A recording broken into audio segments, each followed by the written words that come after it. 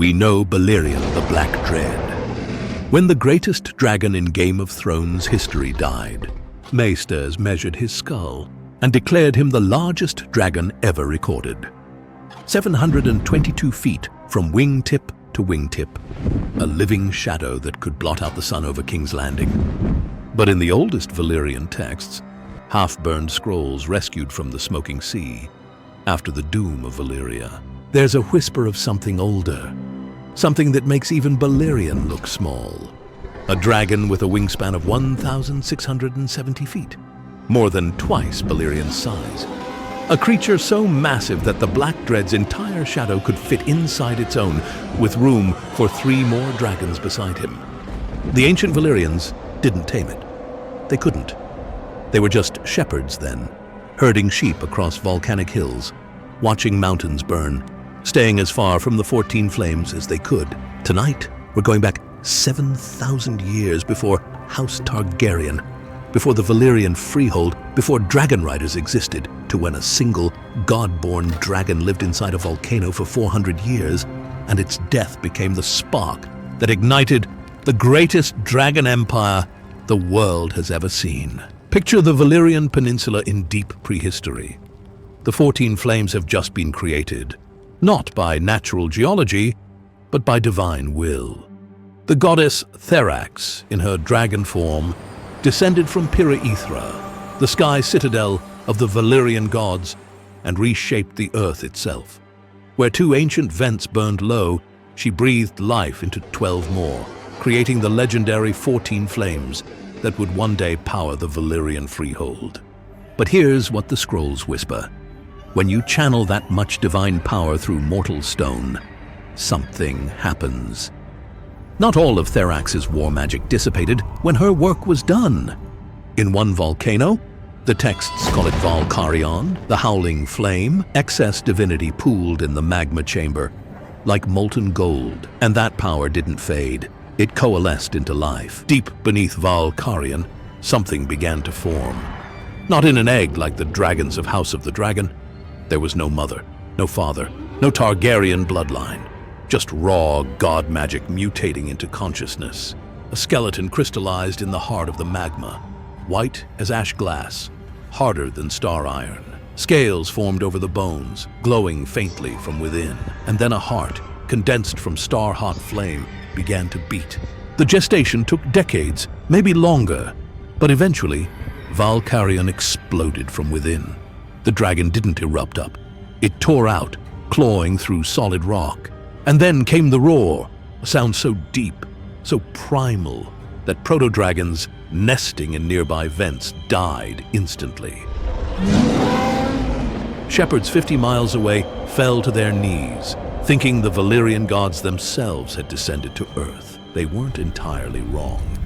What emerged earned a dozen names. The White Colossus, Flame Eater, the Pale Doom, the Mountain's Ghost.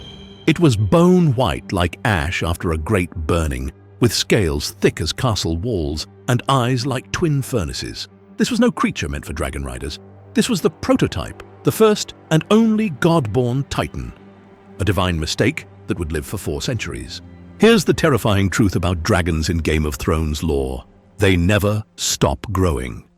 As long as they live, they get bigger. Balerion lived for over 300 years and became a legend. The White Colossus lived for 400 years. By the end of its life, its wingspan measured 1,670 feet tip to tip. When this dragon flew, entire villages would go dark for minutes as its shadow passed overhead.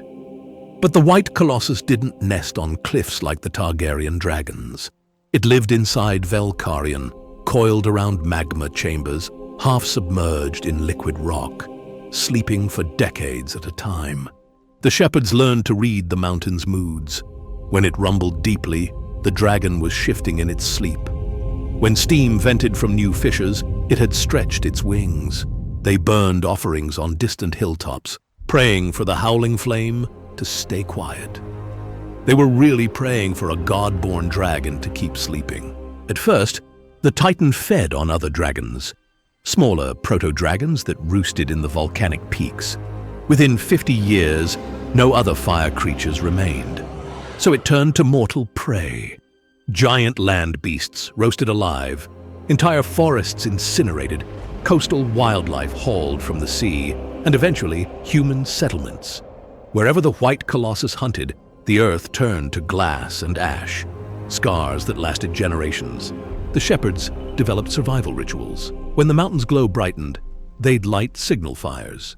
When steam began venting, they'd drive their flocks inland and hide in caves. Some families kept mountain watches, generations whose only job was to stare at Valkyrian and warn others when the white ghost stirred. You couldn't fight it. You could only run and hope it hunted elsewhere. After 300 years, the hunts grew less frequent, the eruptions smaller.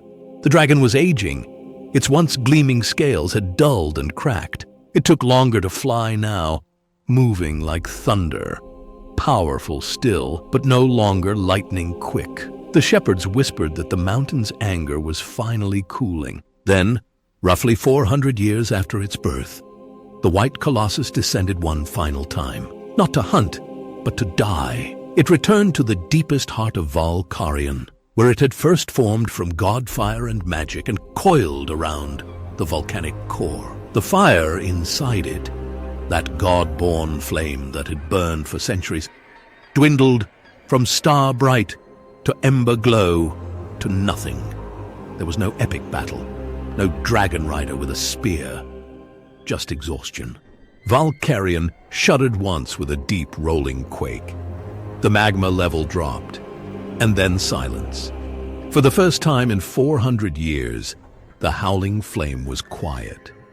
Over the following years, magma cooled and hardened around the dragon's corpse.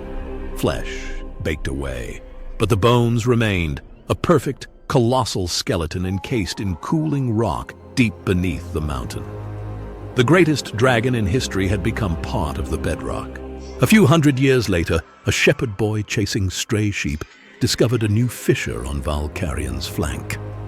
Against his father's warnings, he climbed inside. His torch caught something pale, a rib bone, curved like a bridge, taller than any tower. His light revealed ribs forming cathedral arches, vertebrae like white stepping stones, wing bones spanning the entire cavern. And at the far end, a skull so massive his entire family could stand inside its open jaw. Over generations, the cavern became sacred. But as Proto-Valyrian tribes organized into early civilization, scholars descended with measuring tools. They traced the wing bones across the cavern ceiling and calculated the impossible. 1,670 feet. One fragmentary text survives. We measured the bones. If this thing once lived, then the sky itself once belonged to Titans. That measurement planted a seed. If something this massive once existed, if Godfire could birth a dragon of this scale, then whoever learned to control such creatures would rule the world. In that cavern, desperate sorcerers began blood magic rituals, attempting to wake the Titan spirit. The rituals failed. You can't revive a dragon 400 years dead. But something answered.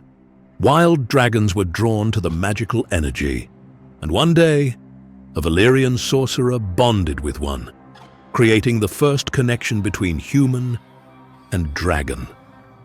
Everything that made Valyria great traces back to those white bones. The dragon pits, the saddles, the aerial warfare that crushed 5 Giscari empires, the fused stone roads. Even Balerion the Black Dread owes his existence to a frightened shepherd staring at a skull too large to comprehend. When later scholars compared Balerian's wingspan to the ancient measurements, they wrote, "Even Balerion would fill only a fraction of the white Colossus's shadow. Deep beneath a volcano in Essos, the white bones still sleep. Valyria rose, fell, and drowned beneath the smoking sea. But those bones endure, buried in stone." Maesters think dragon history began with Balerion the Black Dread. The bones say otherwise. They whisper of an age when the sky belonged to Titans, And maybe they're waiting for someone brave or foolish enough to find them again.